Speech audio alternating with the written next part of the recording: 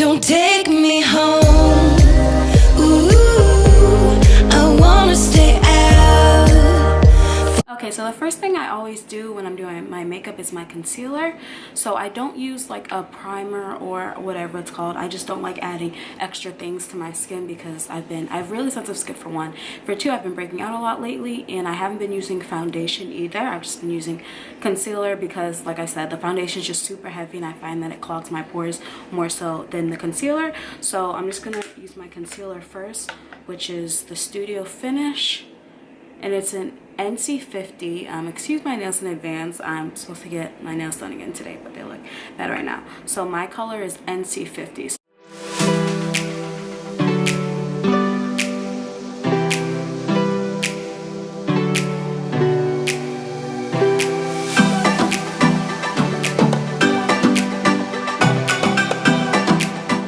Y'all see why I love this concealer so much? Like, you see how flawless it makes your skin come off. So the only thing this concealer is in the winter my skin gets a lot lighter, so the inner corners of my face, and then my skin just ends up looking it just doesn't end up looking the way I want it. This other Studio Finish concealer, and this is an NC45. So this is the NC50, this is the NC45 if y'all want to see the color difference.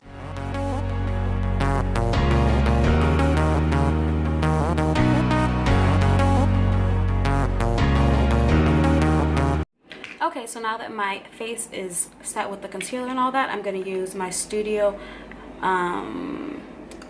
Fix Powder Plus Foundation, and this is an NC55, so I'm just going to use this kind of set my makeup, but I don't want to use too much because I'm going to actually use setting powder after.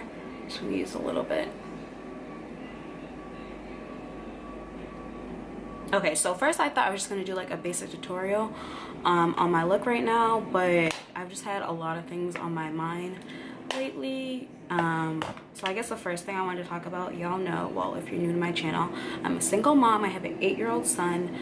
So being a single mom, you know, trying to date nowadays, especially where I live in Boston, Massachusetts, it's just like hard. Okay, like I feel like I'm forever going on first dates with guys and it just never works out, or I think they're great and then 2-3 months down the road I notice like, okay, not so much, like all the warning signs start coming out, and then it's like I just wasted 3 months of my life. So my most recent long-term relationship was with my ex, and we were together for 3 years, and then but within the 3 years we were on and off for like a year and a half, so I guess you could say technically a year and a half, I guess. And that was a fail. That was just, I feel like that was a waste of 3 years of my life, honestly, because we just kept going back and forth, like we just kept going back and forth, and we were always arguing, and it was a really toxic relationship, and I just feel like we brought out the worst of each other. Like I was my worst version of myself around him, and I can't just blame him for that. Obviously I'm taking responsibility for myself. I was just my worst self around him. So outside of that, it's just hard, especially when you're like me, you know, like you're young. Well, okay, I still consider myself young. I'm 27. I have my life together. I live on my own. I don't receive any support from my child's father, and yeah, I've just been handling my business out here, and I find that it's so hard to find guys who are on the same level. And I'm not even trying to say that in a bougie way, I'm just saying it as like a fact. I'm actually going on a first date with this guy I've been talking to for a few weeks now. I like him so far. He's really cool. He owns his own company, and he has like a lot of qualities that I like, and we've just been getting along really well so far. So yeah, I've learned not to get my hopes up. Like thinking after every first date, like, oh, maybe he's the one I'm supposed to be with. Like I've learned to stop doing that because I always just end up getting disappointed. So I'm just trying to take it day by day, you know, hope for the best but not obsess over it. So before I forget, so I'm just using the NYX eyeshadow base, obviously. So yeah, we'll see how that goes, but like I said, he seems really cool and nice so far. So I'm using my Lorac Pro palette, and I'm using this color. So the other thing I wanted to talk about, I'm sure y'all have heard about this in the news about, oh my gosh, I want to try to talk about this without like getting emotional, because for some reason this girl's, what happened to her has just consumed me. Like, it really broke my heart in like the deepest level ever. I mean, obviously when any young person loses their life, it's a tragedy and it hurts, but this girl specifically, like her passing just like spoke to me so deeply. So if y'all aren't familiar with this story, if you're not from the New England area, maybe you haven't heard about it. But so this girl, her name was Jassy Correia. She's only 23. She went out for her birthday this past weekend. So last Saturday she went out for her 23rd birthday at this club called Venue, which is a club I've gone to so many times. Like, if I want to go to a club in Boston, that's the one I want to go to. That's another reason why I just like heart-wrenching. So she went out for her 23rd birthday with a group of friends, and I'm saying the term friends loosely, very loosely. So she went out for her birthday with a group of friends, so 2 girls, and one of the girls had a boyfriend, I believe.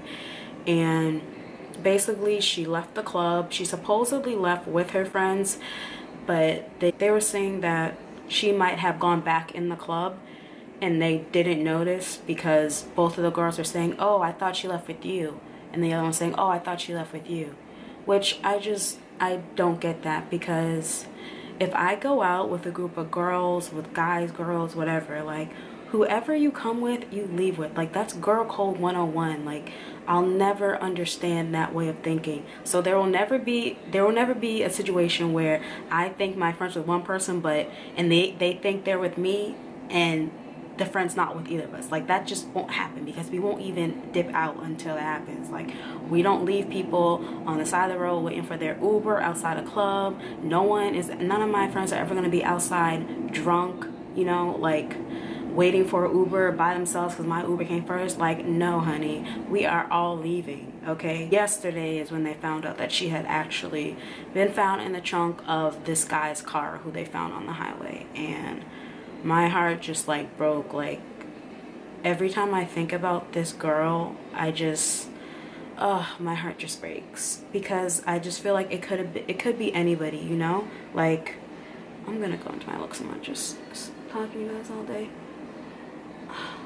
Like I said, that's kind of my club that I go to, so I put way too much on. Sorry, that's why I'm using my hands. That's my go-to club, you know, and I've definitely left that club super inebriated, like more inebriated than I should have been from a responsible standpoint. And to think that you go out for your birthday, you know, and you wind up dead is just so tragic and unthinkable and unfathomable. Like, who would have ever thought? And I know everyone always says you never know who's out there. I don't meet guys in real life, unfortunately, that I feel that I would ever date on a serious level ever. So I pretty much only online date, and he just looks like just a regular young black or Latino man. Like, it's so sad, it's so traumatic. It's like, what would make you think that you could just take someone's life away? And then obviously he's just a sickening individual in it by itself, but to think about her friends, like, to think that your friends on your own birthday, that you are left alone to fend for yourself because they weren't diligent enough in checking in with you and knowing where you were. Like, her life could have been saved if she had left the club with her friends. I mean, obviously you don't know nothing for sure, but a girl who is out with a group of people, a group of friends, is less likely to be targeted than a girl who's walking inebriated by herself. So people are saying that she was drugged. Her friends were saying that they were drugged. People were, I don't know, but I just feel like regardless, like, if the girl is super drunk, we all have done that, okay? Like, stop it.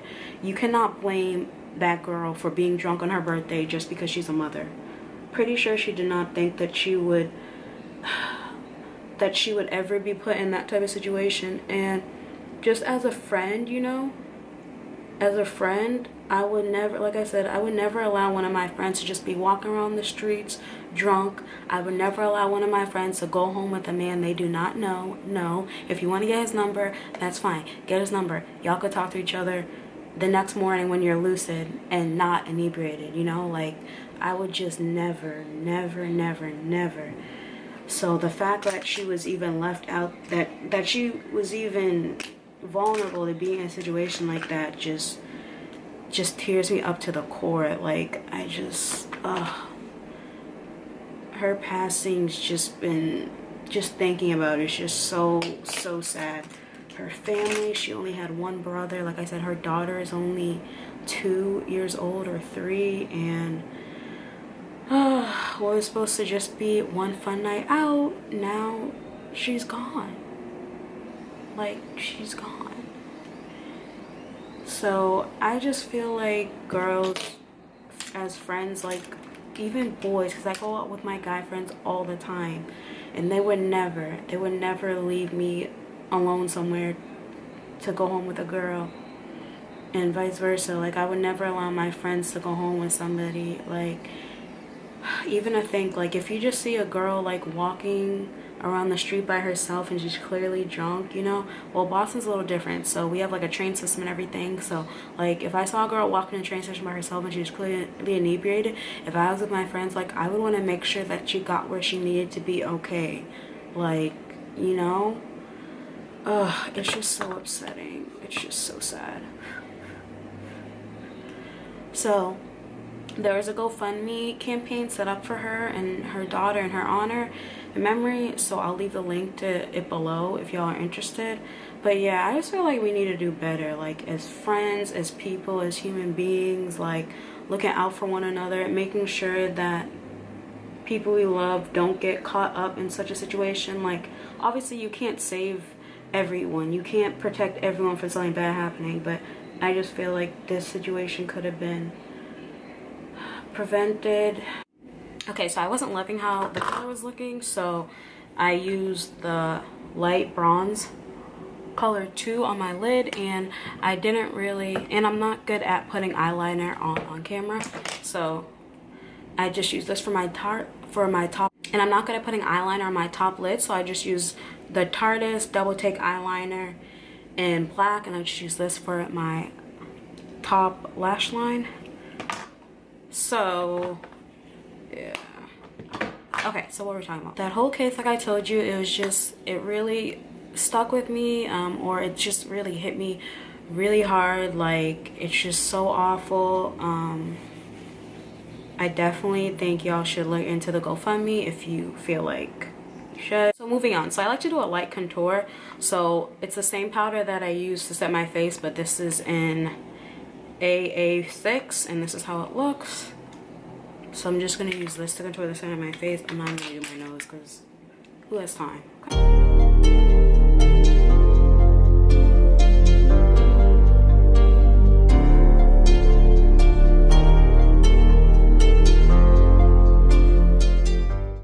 Okay, so I'm just going to set my face with this Laura Mercier translucent powder.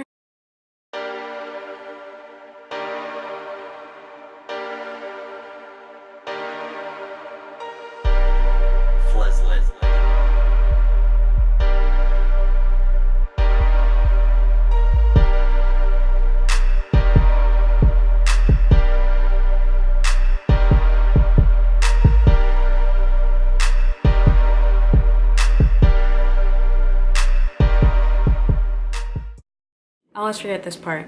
So I don't have my best friend here to help me put on my lashes. So I'm just gonna use my favorite mascara, which is Bad Gal Bang.